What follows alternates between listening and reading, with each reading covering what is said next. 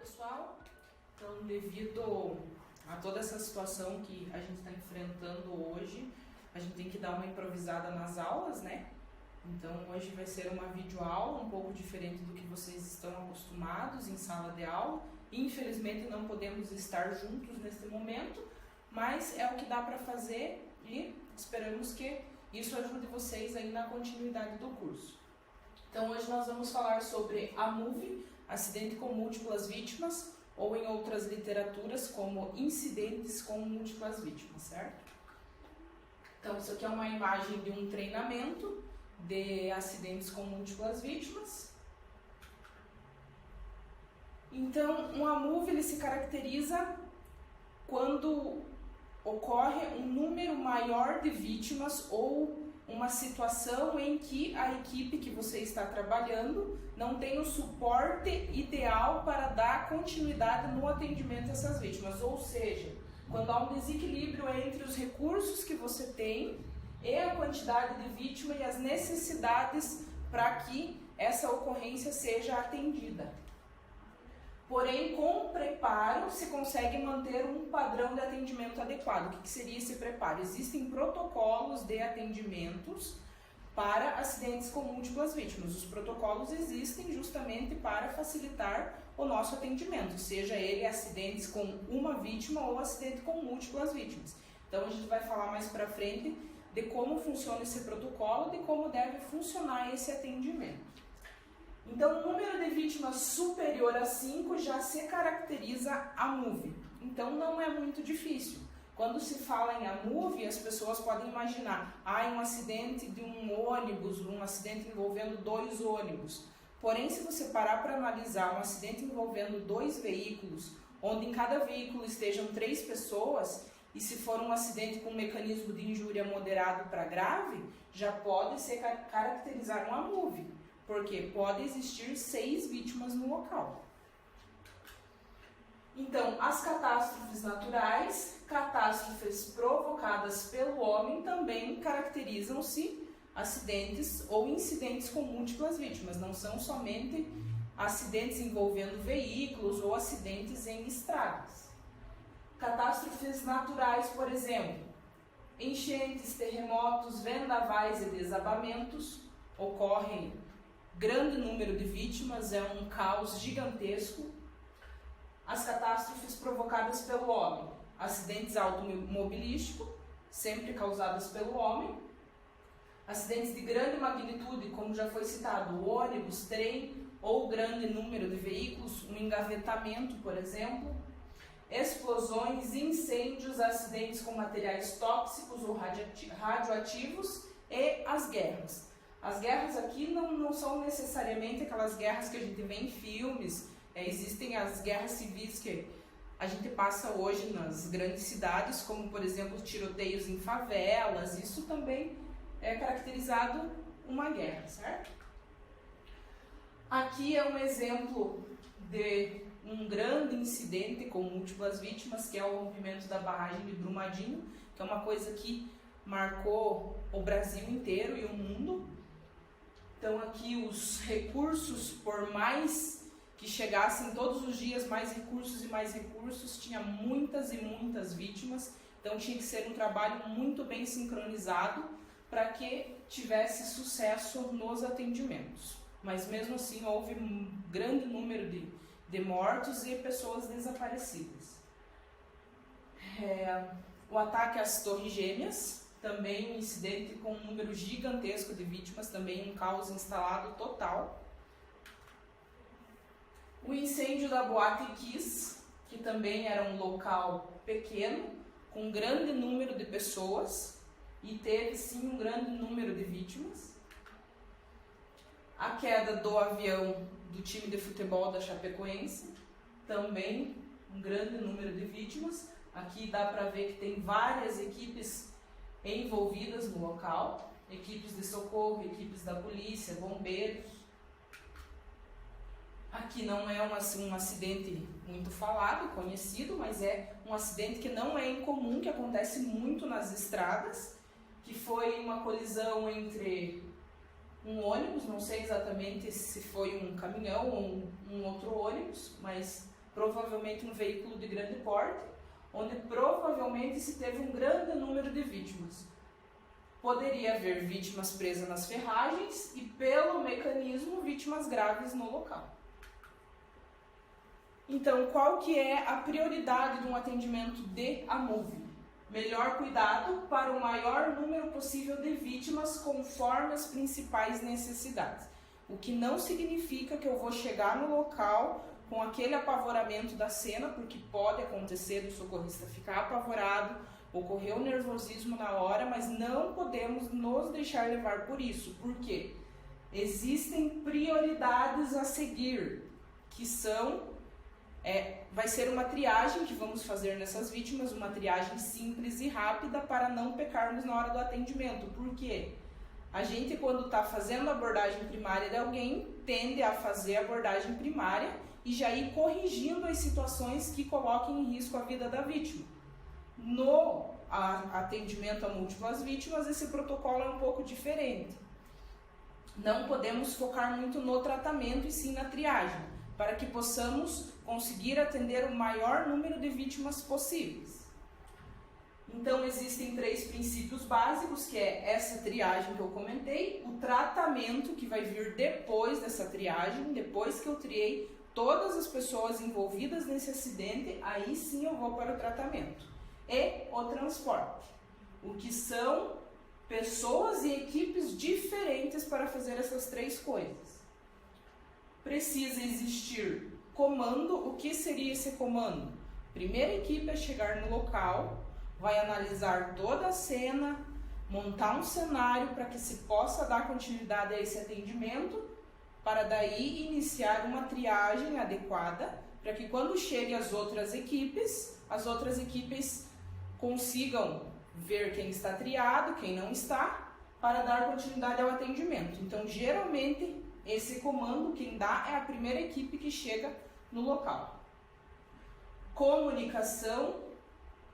Isso aqui é um fator importantíssimo, porque precisa existir comunicação entre as equipes que estão no local com equipes de central de regulação. Para quê? Para que eles consigam mandar mais recursos conforme as necessidades, consigam regular casas hospitalares para o possível transporte dessas vítimas, e comunicação entre as equipes que estão no local, porque não é somente uma equipe, não é somente um setor de saúde que vai estar nesse local. Pode estar envolvido SAMU, atendimento rodoviário, Corpo de Bombeiros, Defesa Civil, Polícia Militar, Polícia Rodoviária. Então deve existir uma boa comunicação entre as equipes e entre as centrais envolvidas. E controle. O controle, além do controle emocional, precisa existir um controle da cena, porque, como já foi falado várias vezes, é uma situação que se estabelece o caos no local, então é preciso ter o controle para que esse caos não seja transferido para outro local ou que esse caos aumente de tamanho. Então, são pontos indispensáveis para o sucesso do atendimento. Então, primeiro nós vamos falar daqueles 3 itens importantes, que é triagem, tratamento e o transporte. Então, essa triagem é uma abordagem inicial à vítima, deve ser simples e rápida, não deve confundir com o tratamento, porque, como eu falei, se eu for focar durante essa abordagem no tratamento, eu vou deixar outras vítimas para trás. Precisamos lembrar que tem um maior número de vítimas esperando. O tratamento, maneira mais criteriosa, e aí sim utilizamos os fundamentos do ABCDE, que é a abordagem primária completa. Aqui na triagem, a gente já vai falar mais para frente de como se dá essa abordagem. São parâmetros da abordagem primária que a gente está acostumado, mas são parâmetros mais simples e mais rápidos. Então, o tratamento é só na segunda fase de atendimento, certo? E o transporte, existe uma ordem de transporte conforme as prioridades. Lá na triagem, nós vamos estabelecer as prioridades dessas vítimas. Quem deve ser tratado primeiro e quem deve ser transportado primeiro. Então, a organização da cena. Como eu falei lá do comando, que a primeira equipe que chega no local geralmente estabelece o comando. Essa parte de organização fica quase que 100% para essa equipe. Então, primeira equipe a chegar no local. Primeira coisa, checar a segurança da cena, avaliando os possíveis riscos. Assim como todo e qualquer atendimento, segurança no local é importantíssimo. Principalmente quando é um acidente com múltiplas vítimas, porque geralmente é um acidente de grande magnitude. Posicionar-se em local seguro, vou deixar a minha viatura no local mais seguro possível. Delimitar as áreas do evento, zona quente, zona morna e zona fria. O que seria a zona quente? O ambiente onde ocorreu o acidente ou o incidente. A zona morna é a zona em volta desse local que ocorreu o acidente. Essa zona morna pode se tornar uma zona quente, dependendo da situação. Por exemplo, um caso de incêndio, um caso que exista derramamento de produto tóxico, essa zona morna pode se tornar uma zona quente. Então, tem que estar monitorando isso frequentemente. E a zona fria é a zona onde as equipes vão se instalar, onde vão ficar as viaturas, onde vai ser estabelecido um local para que as vítimas sejam tratadas e atendidas. Essa mesma equipe que chega primeiro no local vai avaliar a necessidade dos recursos especializados. Ela precisa avaliar a cena como um todo e ver a necessidade de corpo de bombeiros, defesa civil, etc. Por quê? Eu preciso, se é um acidente com um ônibus onde tem muitas vítimas, como aquela imagem que apareceu lá, possivelmente teria vítimas presas nas ferragens. Se, por exemplo, tem algum veículo com princípio de incêndio, algum local com princípio de incêndio, vai necessitar do corpo de bombeiros. Quando tem eletricidade envolvida, além do corpo de bombeiros, pode existir a necessidade de um apoio da companhia elétrica do local. Então, essa primeira equipe a chegar no local tem que avaliar essa cena como um todo, não somente as vítimas que estão no acidente ou nesse incidente. E delimitar a área de chegada e saída das viaturas. Precisa ser de passagem livre, evitando obstrução. Eu preciso delimitar um local, delimitar um fluxo para que as ambulâncias entrem por um lugar e saiam pelo outro, para não haver confusão na entrada e saída de viaturas e não fazer uma obstrução do local. Estimar o número de vítimas, a gravidade e diversidade de lesões, sempre avaliando a necessidade de recursos especializados. Aí entra lá a questão da comunicação com a central. Olha, vou precisar de mais equipes, vou precisar de mais médicos no local. Isso dependendo do número de vítimas e a gravidade das vítimas. Estabelecer a área de concentração das vítimas, que é onde entra a questão das cores, a questão das lonas. No atendimento, nós vamos separar, classificar as vítimas por cores e naquela zona fria, onde é uma zona segura para se deixar as vítimas, vamos espalhar lonas pelo local. Lona preta, vermelha, amarela e verde. Lona preta, vítimas em óbito. Lona vermelha, vítimas graves. Amarela, vítimas moderadas. E a verde, vítimas leves. Nós já vamos detalhar um por um. A estrutura deve levar em consideração o fluxo das viaturas. Como já falei, o fluxo tem que estar livre para passagem das ambulâncias, chegada e saída das viaturas. E por último, a triagem. Então, vendo que precisa de muitos outros passos antes da triagem, então a primeira equipe a chegar no local é responsável por tudo isso aqui antes do atendimento às vítimas propriamente dito. Aqui é um sistema de lonas, tá? Lonas verdes. Aqui estão vendo que tem várias pessoas sentadas. Eu já falo das prioridades por cores também para vocês entenderem por que essas vítimas estão sentadas. Lona amarela, lona vermelha. E por que a lona preta não está aqui? Vítimas em óbito, não tem como a gente colocar ali lado a lado com as outras vítimas. A lona preta, o ideal é que se colocar o mais distante possível das outras vítimas, para que elas não estejam ali presentes numa situação que é muito desconfortável. O comando e comunicação, como eu falei, é necessário que haja um comando local, geralmente vai ser a primeira equipe que chega, e que todos saibam quem é e acatem suas orientações. Por que acatem suas orientações? Se cada equipe que estiver no local resolver trabalhar por si só, fazer uma coisa diferente, o trabalho não anda. Então, a equipe que está no comando, as outras equipes precisam acatar suas orientações. Não são ordens, pessoal, são orientações. Tudo vai dar conversa e comunicação com as demais equipes. Então, aqui, comunicação entre as equipes de diferentes setores de atendimento, porque, como eu falei, não vai existir só ambulâncias do SAMU ou só ambulâncias do SEAT. Vão existir setores diferentes de trabalho no local. E a comunicação com a central de regulação. Para quê? Se houver necessidade de acionamento de mais equipes para o local e contato com a rede hospitalar adequada. Não adianta eu mandar uma vítima com lesões graves para uma unidade básica de saúde. Então, precisa existir um critério da regulação para esse contato com os hospitais, para que eu não estou dando uma melhor continuidade no atendimento, só estou transferindo um cenário de caos para um outro lugar, então não adianta nada. Então precisa ter comunicação com a rede hospitalar. O controle da cena do acidente para evitar que o caos local tome maior proporção, como já foi citado. Controle do transporte, porque o transporte aleatório e de vítimas não estabilizadas deve ser evitado. Porque existe aquela prioridade de tratamento e prioridade de transporte.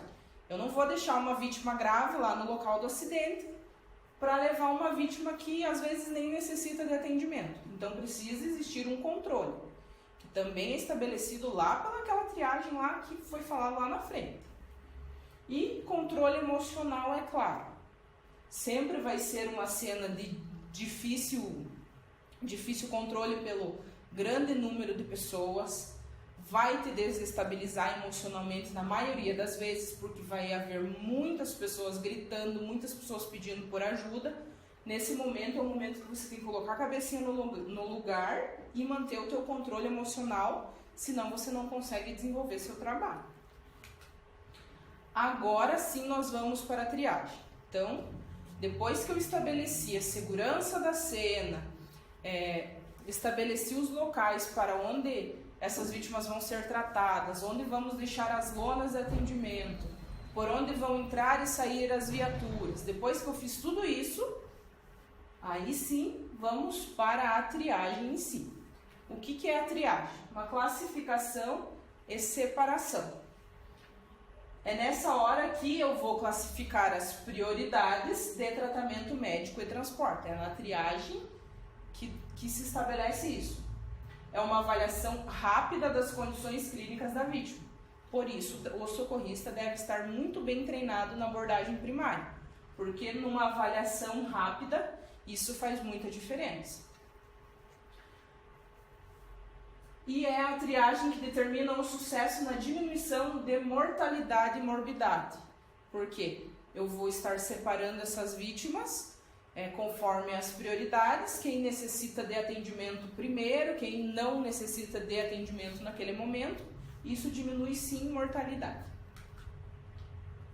É um processo para se direcionar as ações e os recursos de todas as vítimas, com identificação e separação das mesmas.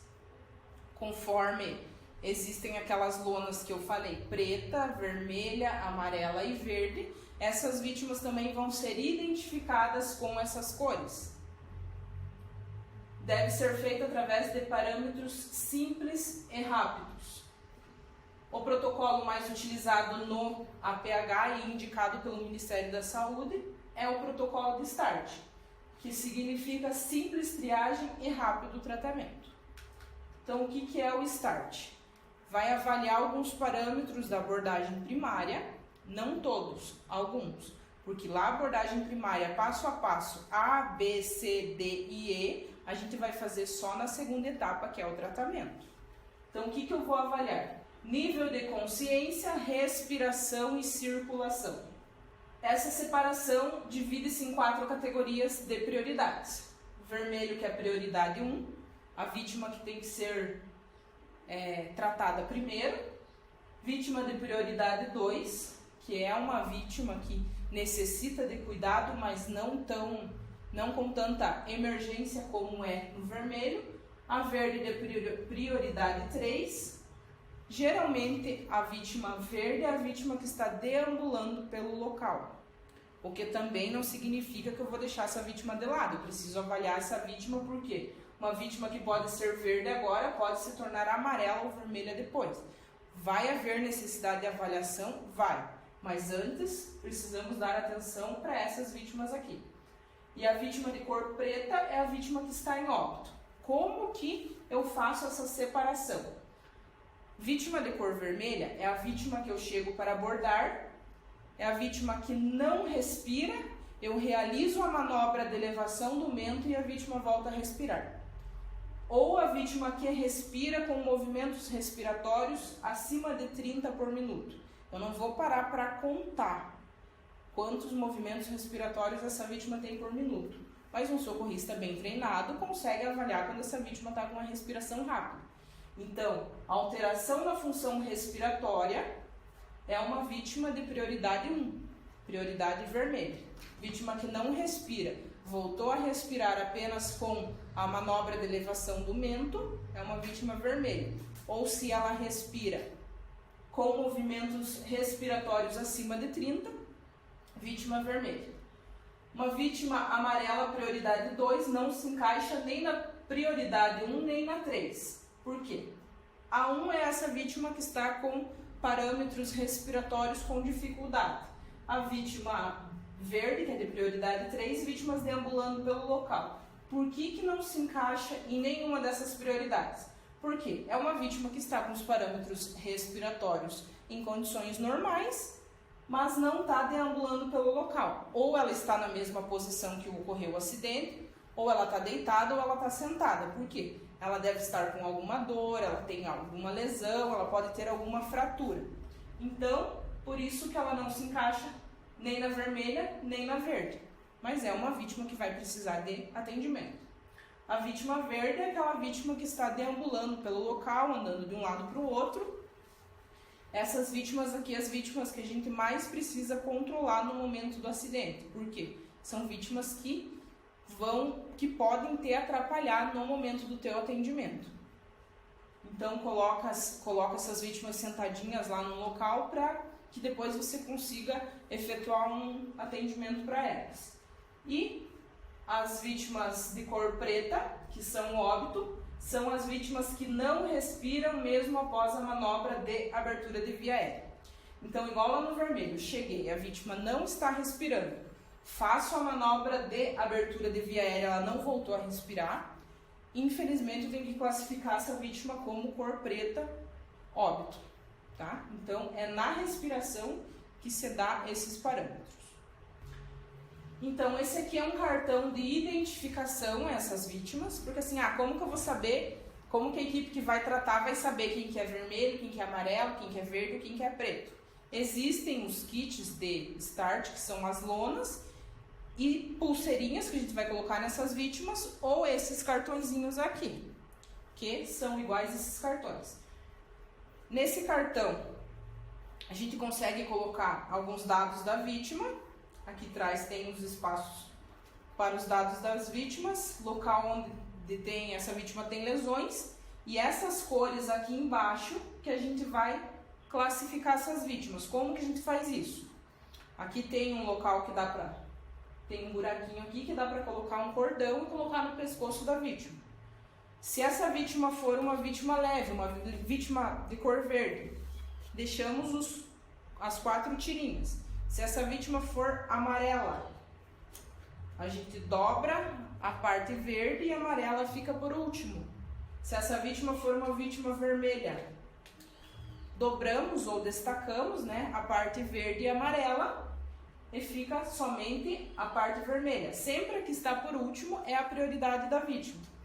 Ou se é uma vítima em óbito, uma vítima de cor preta, destacamos as 3 últimas e deixamos apenas a cor preta. Então, geralmente vai ser esses cartõezinhos aqui que dá para colocar no pescoço da vítima, ou dependendo dos kits que estiverem na sua viatura, que você for usar, às vezes pode ser pulseirinhas também, com todas essas cores que dá para você colocar no braço da pessoa. Então vamos a um resumo do que é essa triagem de start.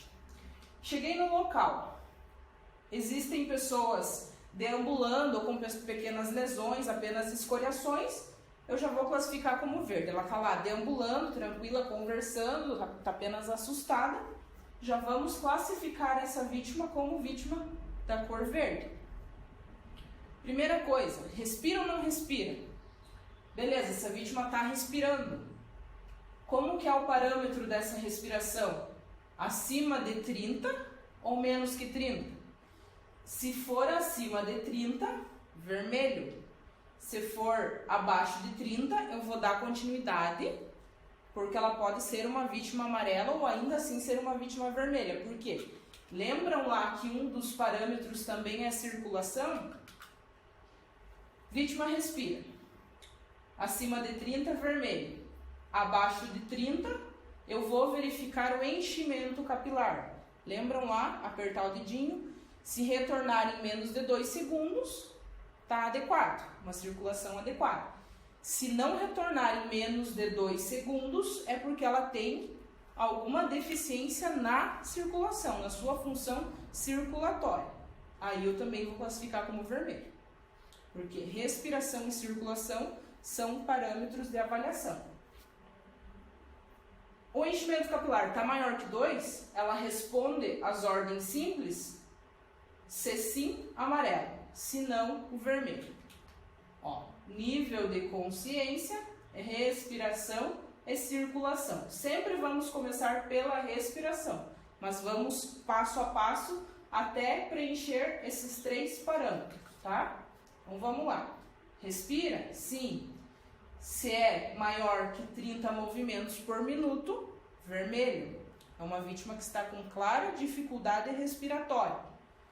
Se não, se movimentos menores que 30 por minuto, vamos ao enchimento capilar. Se for maior que 2, tem uma deficiência na função circulatória. Então vai ser vermelho mesmo assim. Agora, se a respiração está ok, enchimento capilar está ok, vamos para nível de consciência. Responde a ordem simples, aquela questão lá do aperta minha mão, aperta minha mão. Apertou, é uma vítima de cor amarela. Se não apertou, tem deficiência no nível de consciência, também é vermelho. Lembram lá, né? Nível de consciência, circulação e respiração. Então, se houver alteração em um desses 3, é uma vítima de cor vermelha. Se não houver alteração em um desses 3, é uma vítima de cor amarela. Vamos voltar lá no respiro. Então, eu cheguei nessa vítima, a vítima não respira. Se respira, seguir todos esses passos para descobrir se é amarelo ou vermelho. Agora, se essa vítima não respira, o que eu devo fazer? Vou reposicionar a via aérea. Elevação do mento para abertura de via aérea, para passagem do ar. Se essa vítima voltou a respirar depois da manobra, é uma vítima vermelha. Respira, mas tem alteração. É uma vítima que não respirava e agora respira. Vítima vermelha. Agora, se essa vítima não respira, fiz a manobra de reposicionamento de via aérea e a vítima continua sem respirar, eu vou classificar essa vítima como cor preta, vítima em óbito. Não sigo nenhum outro passo, não vou tentar verificar pulso nem nada, porque é abordagem simples e rápida, triagem simples e rápida, apenas alguns parâmetros que são nível de consciência, respiração e circulação. São os 3 parâmetros que a gente precisa seguir no método START, diferente do ABCDE, que é a abordagem primária completa que vamos colocar em prática apenas na hora do tratamento dessa vítima, certo?